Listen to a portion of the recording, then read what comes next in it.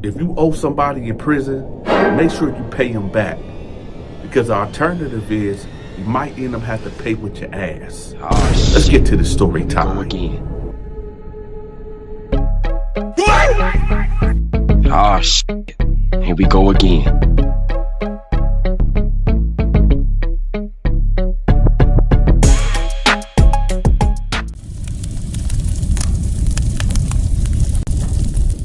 So I'm on a weight pile pushing 250 on a weight bench, and my homeboy Dino come over there. He like, yo, Donta, man, hey, you need to get back to the unit right now. I'm like, what? What's going on? He like, man, they just put some weird dude in your cell. I said, what? He was like, yeah, man, they put this black weird dude in your cell, man. You better hurry up and go. I said, man, hold up. So I'm on my last rep, so I hurry up and push it up, My homeboy grab it, and I get up immediate, right? So I'm going through the hallways, and I hit the unit, right? Now, my cell was at the bottom on the first tier, at the bottom to the left. So I bail up in there. I see this tall, black, skinny dude right there, and I'm like, I said, hey, man, what's up? So he turned around, and I seen it all over his face. Do y'all remember Pookie from New Jack City? Yeah. It was literally him. Not Chris Rock, but Pookie. You know what I'm talking about? Yeah. So he turns around and he was like, oh, what's up, man? What's up? How you doing? And he put his hand out, right? So I'm looking at him. I was like, so who put you in here? He was like, the sergeant. This is 4A, right? I said, yeah. He was like, yeah, this is where I'm supposed to be at. I said, let me holler at you right quick. He like, well, what's going on? I said, you do drugs? He was like, no, I mean, I used to. I said, when did you stop doing drugs? Oh, I stopped doing drugs like maybe 3 months ago. I said, oh, okay, so what, you went through some classes or whatever, rehab? He was like, yeah, I'm good, I'm straight. I said, are you, he like, am I what? I'm like, are you like, you know what I mean? He was like, I don't understand. I'm like, are you gay, man? He was like, oh, no. I'm not gay at all. No, I'm bisexual. I said, come again? He was like, you asked me was I gay? I'm not, I'm bisexual. I said, all right, look here. I don't know if you know me or not. I don't know if you ever heard of me, but I'm Donta. And he was like, ooh, okay. I said, you never heard of me, man? He was like, no, I never. Wait, Donta from the Terror Dome? I said, yeah. He was like, oh, that's you. Oh, you, man. I mean, it's like to meet you, man. You like a legend, man. You a legend. I said, look. That's cool, whatever. But check this out, bro. Since get down in that way, you can't be in this cell, homie. You gonna have to, go to the control booth and let them know that you can't be in here. Just tell them you fear for your life, and don't put my name because I don't want to get written up. Just say you got some issues with some people. He stopped. He said, hey, can I let me tell you something. Listen, man, I've been through a lot. I've been through a whole lot, man. And I get it. I know this is prison. I know you run everything here in this prison, but I, I can I stay here at least for a week, to get my head right, so that way I don't have to relapse. Because to be honest, Donta, man, you the only one that can kind of save me in here. So he kind of took me by surprise. I'm like, save you? Now, true enough, I did have a reputation out there in prison that if you was a weaker inmate or you got into some trouble with a gang or organization, me and my crew will offer you protection for a huge fee. And I'm thinking this is what he's talking about. But no, he went on to say, if I can just stay in the cell with you for, a week or two, I can get my mind right. I can focus, and I don't have to worry about people trying to beat me up or, people trying to take advantage of me. And, honestly, they got me on this new medication to combat me using drugs or whatever. And it makes me sleep really hard. And to be honest, you the only person, and I actually requested to go to your cell. And, the captain said that that's the best way I should be in there with you. So nobody can bother me because I sleep really, really heavy when I take this medication. So I'm like, what you mean you sleep heavy? He was like, man, it's a side effect or whatever that, when I take this medication, I just sleep really hard, man. And you know how these guys are in here. So I was like, look, man, I'm going to let you stay in here for a couple days, but a whole week, he like, please, Dante, please, man, this is like a life and death situation. Please, can I just stay in here? Please. I said, look, man, I'll give you a week. He was like, all right, thank you, man. So I said, look, you got the top bunk. This is my rules in this cell. Don't have nobody in here. If you need something, ask. You see, I run the store, whatever. Don't steal from me. Don't take nothing from me. If you want something, just ask me for it. When I do a cook up, you're welcome to it. Whatever you need, I got you. So he was like, man, that's cool, man. That's cool. I said, hey, man, let me ask you a question, bro. He was like, what's going on? I said, what did you do to get in here? Like, what did you do to get sent to prison? He was like, you really want to know? I said, yeah. He was like, well, I'm from Detroit. I said, Detroit? He was like, yeah. I said, what side of town are you from? He was like, from the east side. I said, I'm from the east side. He was like, where at? Off of Hamburg. I said, hold on, right next door to Barlow Street? He was like, yeah, that right there. I said, right down the street from Osborne High School, like right there. He was like, yeah, with the Dairy Queen and the Angelo's Coney Island right there. I said, dude, I stayed on Barlow Street. You right behind me on Hamburg. He was like, ain't that crazy? I said, what's your real name, man? Now, I'm not going to tell y'all what his real name is, right? Because I don't want to put his personal business out there. But when he said it, I was like, dog, I knew you looked familiar. I kept saying to myself, like, dude, look familiar, man.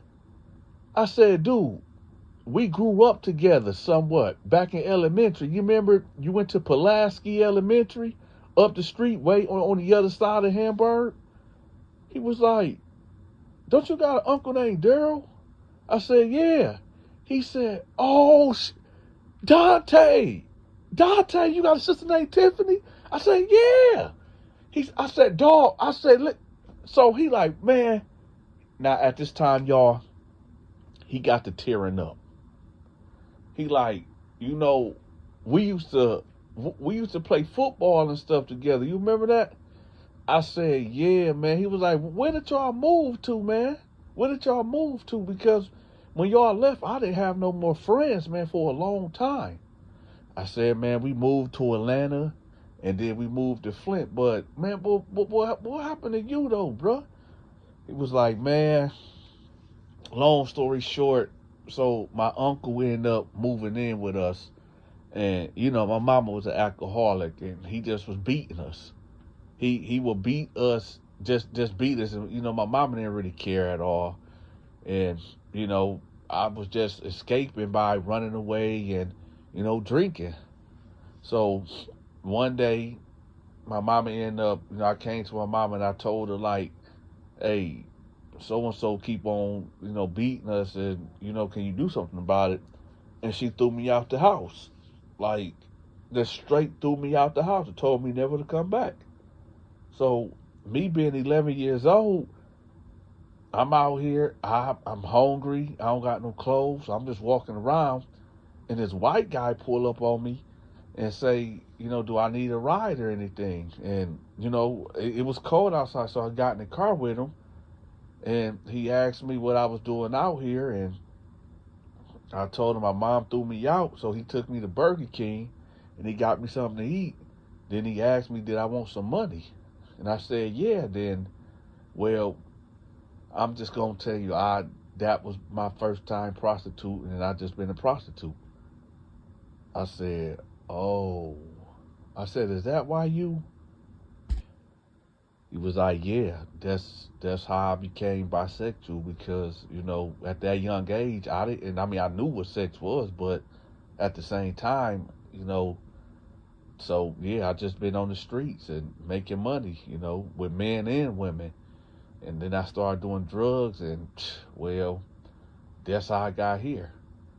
I said, so you got sent to prison for prostitution? He said, no, I'll tell you exactly what happened. So basically, it was a guy, a married man I used to meet up with, and he was married, he had a wife and kids, and he just liked to do things on the side or whatever. So, one time, the last time we messed around, he didn't want to pay me.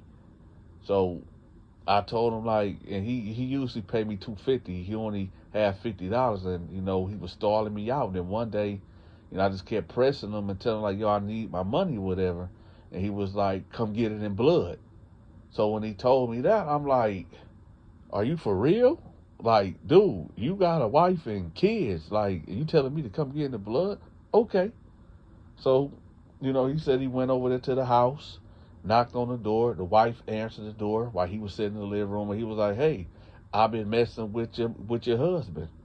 He came to the door. It was a big fight. They got to fighting. He said, yeah, he beat me up. He beat me up, but him and his wife was arguing too. So I disrupted that whole household. I said, okay, so keep going. So he was like, so the guy was calling my phone, talking about he was gonna kill me and do this and do that to me, and this went on for about 3 or 4 days, and then like a week went back, and he didn't say nothing. So I'm at the corner store like 2 weeks later, getting a bag of hot Cheetos and some sour Skittles, and he comes in the store, and he approached me like, I left my wife, and I think that me and you got off at the wrong foot, and I want to reconnect. So he told him, like, yeah, I guess that's cool. We can meet up later on or whatever. So he said, let's meet up at the hotel. And so nevertheless, long story short, he said he went to the hotel with him, and they ended up messing around. And then dude said he ain't gonna pay him. And he said they got to fighting or whatever, and the dude knocked him out, like knocked him out cold. And so he said he went to go get in the shower, and while dude was in the shower, he was going through his pants, and he seen a gun in there. And he said he just went in there and was like, hey, I need my money. And dude was like, man, you ain't gonna do nothing with that gun. Put that gun down before you hurt somebody. And he was like, I need my money. So he was like, man, if I get out the shower, I'm going to do something to you, man. Put the gun down. And he just said he shot. He said when he pulled the trigger, he shot the dude in the stomach. The dude was looking shocked. And he said, like, I'm going to kill you. He said as the dude trying to get out the tub, he just started squeezing. Bow, bow, bow, bow. And dude hit the floor. So he said that he left out the bathroom. He sat on the bed and was just sitting there because he was in shock. He said, I ain't never killed nobody, Donta. I didn't know what to do.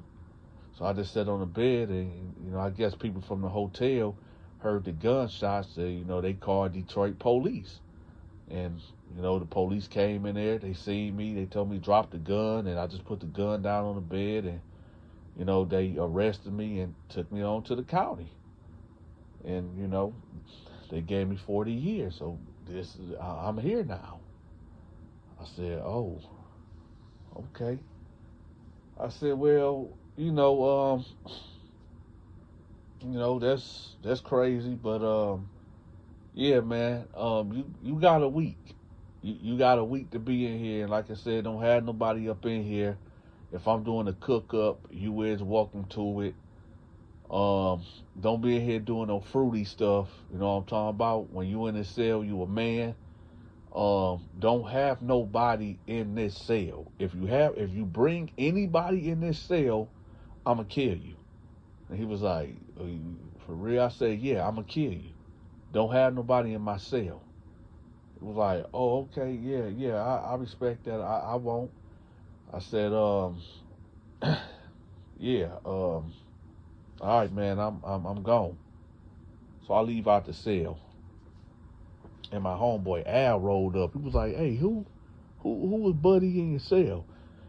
I said, man, that's my new cellie, man. I knew of him back in Detroit, when we was kids, whatever. And he was just telling me his story, how he got up in here, whatever. He was like, so what's the deal? He moving out? What's happening? I said, nah, I'm gonna let him stay in there for about a week. He talking about he take this medication that, knock him out, and, the sergeant and the captain want him to, be in my cell so nobody don't do nothing to him, whatever. He was like, ain't Buddy kind of, you know what I'm talking about? I said, yeah. He was like, okay, so why he ain't getting out of cell?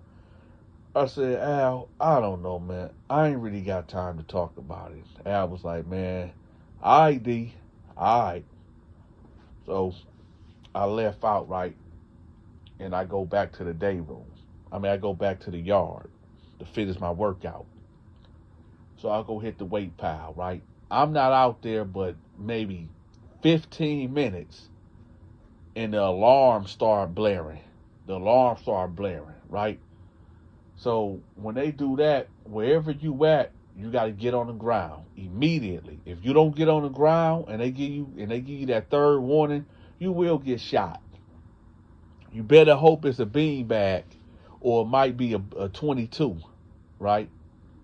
So it happened. First warning. Everybody get down, right? I get down because I ain't, it ain't no reason for me to stand up.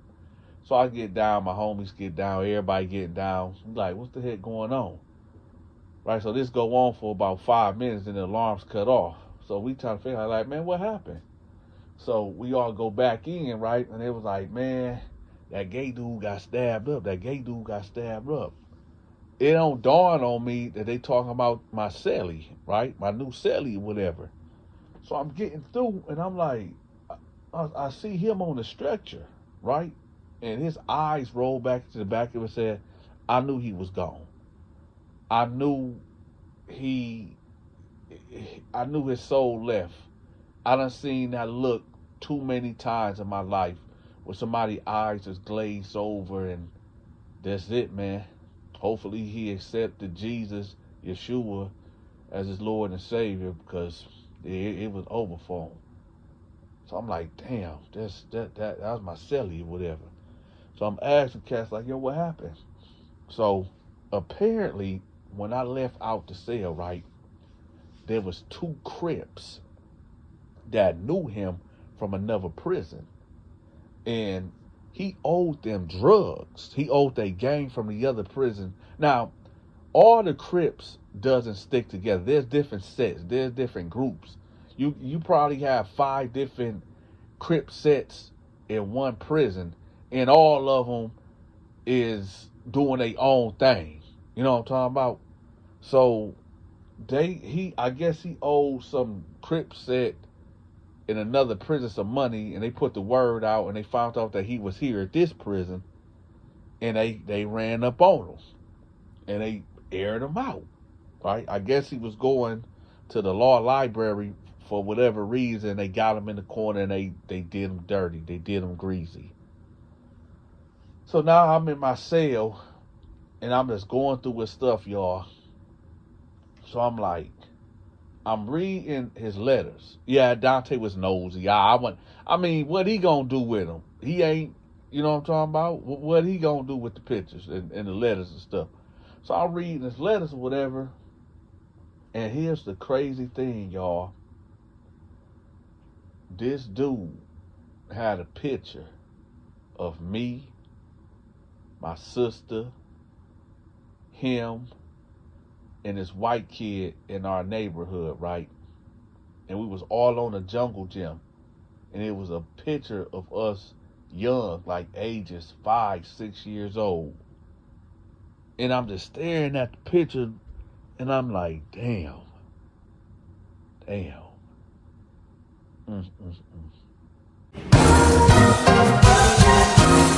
If you enjoyed this story, make sure you hit that like button for me. Also, if you like stories like this, make sure you check out Stacy's Storytime. Stacy's Storytime. I'll have her link pinned at the top of the comment section. Make sure y'all go check her out. If you want to continue to show your support for the Donta Show Network, make sure you send your weekly donation to our Cash App, our PayPal, and our Zelle. It is highly appreciated. Until next time, take care.